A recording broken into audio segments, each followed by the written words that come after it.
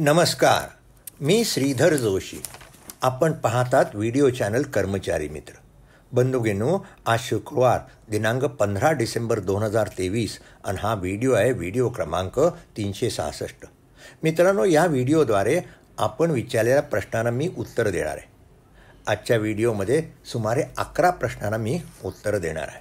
पहिला प्रश्न आहे, यांचं म्हणणं आहे हे कॉन्ट्रॅक्च्युअल एम्प्लॉई आहेत आणि यांना अपॉइंटिंग अथॉरिटीच्या मान्यता घेऊन त्यांना कामावरून काढून टाकलेलं आहे. तर त्यांचं म्हणणं आहे की अशी अपॉइंटिंग अथॉरिटीची म्हणजे नियुक्ती अधिकाऱ्यांची मान्यता घेऊन त्यांना जे काढलं ते योग्य आहे का. म्हणजे यांचं म्हणणं की आदेश जो काढलेला आहे तो दुसऱ्या अधिकाऱ्यांनी काढलेला आहे, परंतु त्यांच्या टर्मिनेशनला मान्यता नियुक्ती अधिकाऱ्यांनी दिलेली आहे. तर हे योग्य आहे का? तर निश्चितच हे योग्य आहे. कारण त्या आपल्या जे टर्मिनेशनची आदेश जरी दुसऱ्या प्राधिकरणाने काढला असेल तरी त्याला नियुक्ती अधिकाऱ्यांची मान्यता आहे. म्हणजेच एक प्रकारे नियुक्ती अधिकाऱ्यानेच आपल्याला काढलेलं आहे. त्यामुळे ते कायद्याच्या दृष्टीने योग्यच आहे. चला, प्रश्न क्रमांक 2. यांचं म्हणणं आहे की 31 डिसेंबर 2001 नंतर तिसरं अपत्य असेल तर अनुकंपा नियुक्ती नाकारणे अयोग्य आहे. अशा शीर्षकाचा एक व्हिडिओ मी प्रकाशित केला होता 324मध्ये. पण त्यावेळेस न्यायालयाने उच्च न्यायालयाने एक असा निर्णय दिला होता आणि त्याप्रमाणे मी त्या व्हिडिओ 324 केला आणि त्याबरोबर नाशिक जिल्हा परिषदेमधलं ते प्रकरण होतं आणि त्या प्रकरणामध्ये उच्च न्यायालयाने असं म्हटलं होतं की ही जी अट आहे अनुकंपा तत्वावरील नियुक्ती करण्याकरता की तिसरं अपत्य असेल तर अनुकंपा नियुक्ती देय नाही, ही अट बेकायदेशीर ठरवलेली होती आणि त्यामुळे मी त्याप्रमाणे व्हिडिओ केला होता. पण त्यानंतर हा जो उच्च न्यायालयाने जो निर्णय दिला होता तो जे उच्च न्यायालयाचे सदस्य होते त्यांचा होता आणि त्यानंतर ही मॅटर 3 बेंचचे असलेल्या उच्च न्यायालयाकडे गेलेली होती आणि तिथे मात्र उच्च न्यायालयाने असा निर्णय दिलेला आहे की अनुकंपा तत्वावरील नियुक्ती देण्यासाठी 31 डिसेंबर 2001 नंतर तिसरं अपत्य असेल तर त्याला अनुकंपा नियुक्ती देय नाही. म्हणजे दिवंगत कर्मचाऱ्याला तिसरं अपत्य 31 डिसेंबर 2001 नंतर झालं असेल तर त्याला अनुकंपा नियुक्ती देय नाही. ही अशी अट जी आहे ती अट वैध आहे. म्हणजे थोडक्यात हा, आणि त्यावर मी व्हिडिओ केला आहे व्हिडिओ क्रमांक 353. तर ह्या प्रश्नकर्त्यांना मी सांगेन की व्हिडिओ क्रमांक आपण 353 पहा. मी आपल्याला म्हटलं होतं 324च्या व्हिडिओमध्ये मी असं म्हटलं होतं की शासनास मी या संदर्भात रेफरन्स करीन आणि या संदर्भात मी शासनास रेफरन्स देखील केला. परंतु त्यानंतर मला ह्या जो 353चा जो ज्या व्हिडिओमध्ये ज्या उच्च न्यायालयाचा निर्णय 3 बेंचचा दिलेला आहे औरंगाबाद उच्च न्यायालयाच्यामध्ये, तर तो दृष्टोपत्तीस आल्यामुळं मी शासनाकडे त्याचा काही पाठपुरावा केला नाही. कारण तो पाठपुरावा करण्याची जरूरच नाही. थोडक्यात अनुकंपा नियुक्ती देण्याकरता दिवंगत कर्मचाऱ्याला 31 डिसेंबर 2001 नंतर तिसरं अपत्य असेल तर त्याला अनुकंपा नियुक्ती मिळणार नाही. या प्रश्नकर्त्यांनी कृपया व्हिडिओ क्रमांक 353 पाहावा. चला, पुढचा प्रश्न घ्या. प्रश्न क्रमांक 3. यांचं म्हणणं आहे की सेवा ज्येष्ठता यादी केले 1/1/2023 आणि 29/6/2023 विभागीय परीक्षा पास झालेले जे कर्मचारी आहेत तर पदोन्नती समितीच्या निवडसूची वर्षात 1/9/2023 31/8/2024 पात्र ठरतील का? अर्थात ज्या दिवशी सेवा ज्येष्ठता कशासाठी केली जाते? सेवा ज्येष्ठता कर्मचाऱ्यांना पदोन्नती देताना सेवा ज्येष्ठताप्रमाणे पदोन्नती दिली जाते. आता सेवा ज्येष्ठतेमध्ये ज्या दिवशी पदोन्नती समितीची बैठक होईल त्या दिनांकाला ज्या माणसाकडे सर्व अर्हता असेल, तो विभागीय परीक्षा वगैरे पास झाल्या असेल तर त्यांना पदोन्नतीचा निश्चितच विचार केला जाईल. त्यामुळे त्यांना जर पात्र ठरवलं तर त्याच्यात काही अयोग्य नाही. थोडक्यात सेवा ज्येष्ठता आणि विभागीय परीक्षा या 2 स्वतंत्र बाबी आहेत. माझ्या खुलाशाने त्यांचं समाधान होईल प्रश्नकर्त्यांचं असं वाटतं. नाही झालं तर मला त्यांनी पुनश्च सविस्तर लिहावं. प्रश्न क्रमांक 4. या प्रश्नकर्त्यांचं म्हणणं आहे की त्यांनी 2019ला राजीनामा दिला पण तो अजूनही स्वीकारण्यात आलेला नाही. पण त्यांना एक कोषागार कार्यालयाकडून सेवार्थासाठी आधार व पॅन नंबर मागितला आहे तर तो त्यांनी द्यावा का? तर मी या प्रश्नकर्त्यांना म्हणेन आपण 2019मध्ये म्हणजे 4 वर्षापूर्वी राजीनामा दिला आहे. आता राजीनामा परत ॲक्सेप्ट केला आहे, स्वीकारल्याचं आपल्याला काही आदेश जरी आलेला नसला तरी शासनाच्या परिपत्रकामध्ये आहे की 2019च्या एक परिपत्रकात स्पष्ट म्हटलेलं आहे की राजीनामा जरी स्वीकारला नसला तरी 1 वर्षाच्या काळानंतर, म्हणजे काही मुदत, नेमकी मला मुदत आता आठवत नाही, 6 महिने कदाचित असेल, त्यानंतर जर काही स्वीकारला गेल्यानंतर तो स्वीकारला गेला असं समजलं जाईल. आणि त्यामुळे आपण जो प्रश्न विचारला आहे की सेवार्थासाठी आधार व पॅन मागत आहे का, तसा पॅन आणि आधार कार्ड द्यायची जरुरी नाही.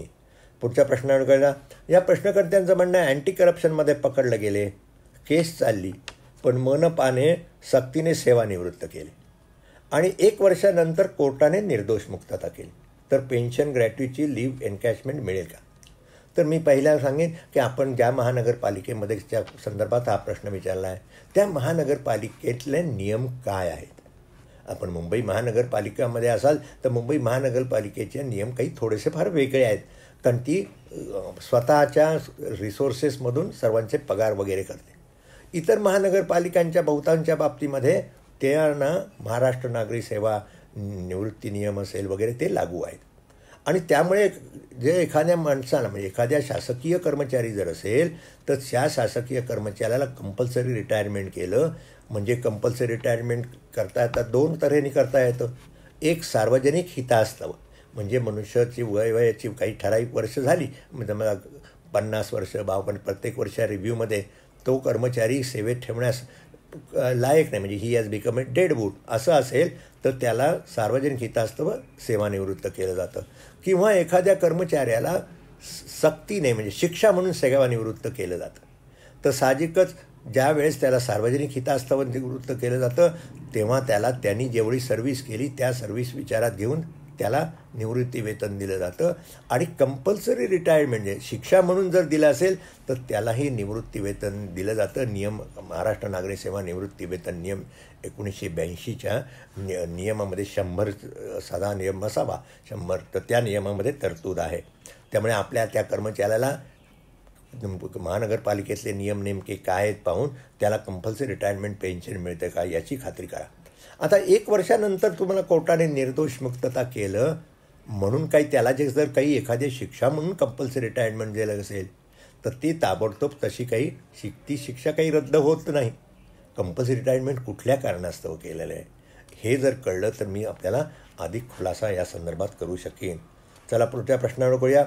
अधिसंख्य पदावरील कर्मचाऱ्याची बदली अधिसंख्य पदावरील निवृत्त कर्मचाऱ्याच्या ठिकाणी करता येते, निश्चित करता येते.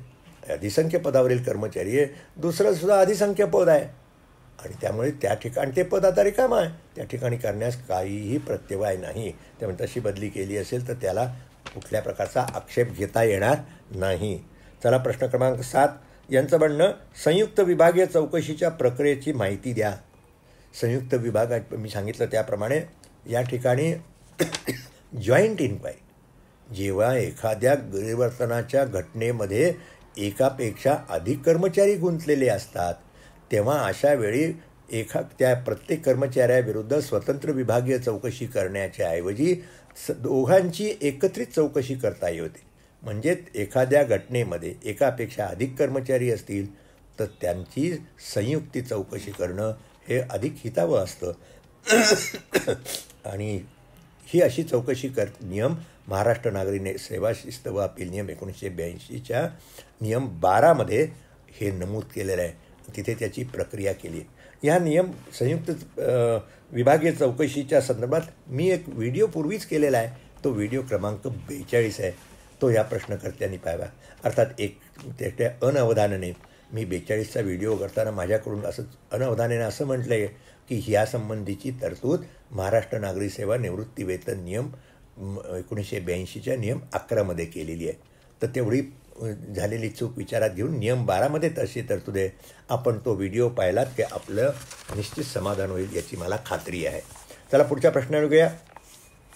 या प्रश्नकर्त्यांचं म्हणणं आहे की हे शासकीय सेवेत 1999मध्ये लागले, 27/3/2005 नंतर तिसरं अपत्य झालं, तर लहान कुटुंबाचं प्रतिज्ञापन नियम 2005 त्यांना लागू होतील का?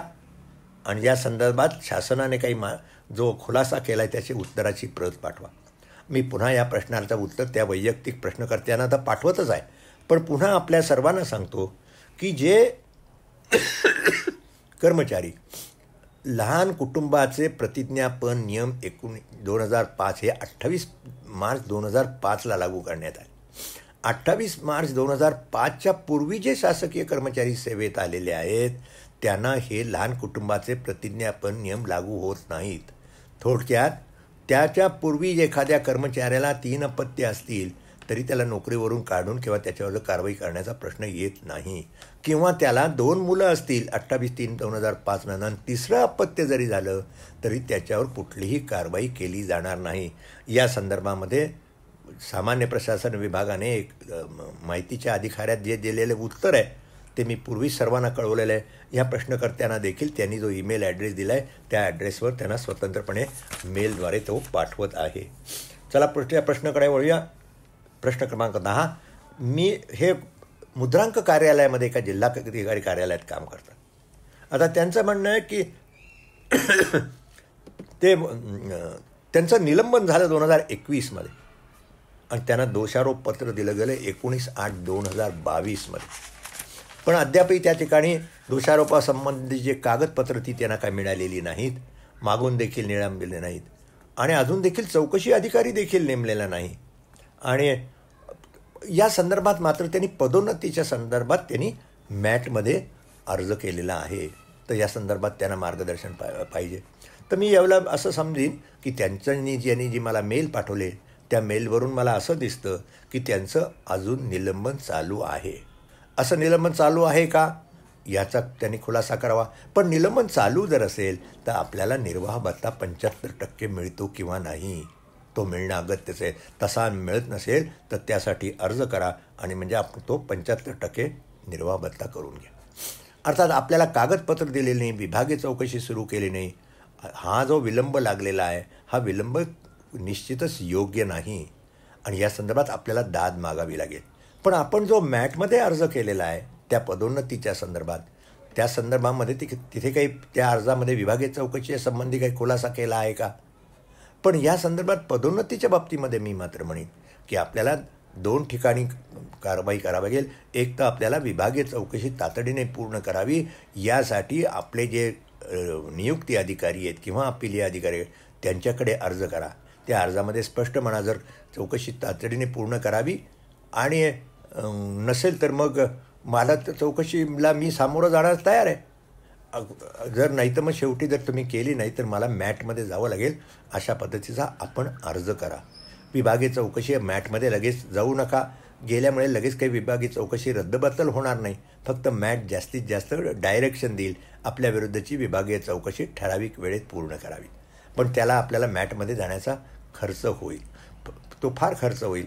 तर त्याच्याऐवजी पहिल्यांदा आपण अर्ज करा आणि जर पदोन्नतीच्या साठी आपण जो मॅटमध्ये अर्ज केला आहे त्यात काय रिलीफ मागितला आहे तो मला नेमका माहिती नाही. त्यासाठी जर आपण तो मॅटच्या अर्जाची प्रत माझ्याकडे पाठवली तर मी त्या संदर्भात अधिक आपल्याला मार्गदर्शन करू शकीन. चला आता शेवटच्या प्रश्नाकडे वळूया.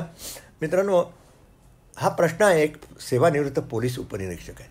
ते 31 जुलै 2023ला रिटायर झाले आणि 31 जून 2023ला रिटायर झाल्यानंतर 17 ऑगस्ट 2023ला म्हणजे सेवानिवृत्तीच्या दिनांकानंतर त्यांच्याविरुद्ध एका गुन्ह्याच्या संदर्भात प्राथमिक चौकशी करण्याचे आदेश पोलीस तक्रारी प्राधिकरण पुणे यांच्याकडून देण्यात आले. आता पण अजूनही ते रिटायर झाल्यानंतर त्यांना पेन्शन नाही, ग्रॅच्युटी किंवा इतर जे सेवानिवृत्तीविषयक लाभ दिले जात नाही आहेत. तर हे बरोबर आहे का?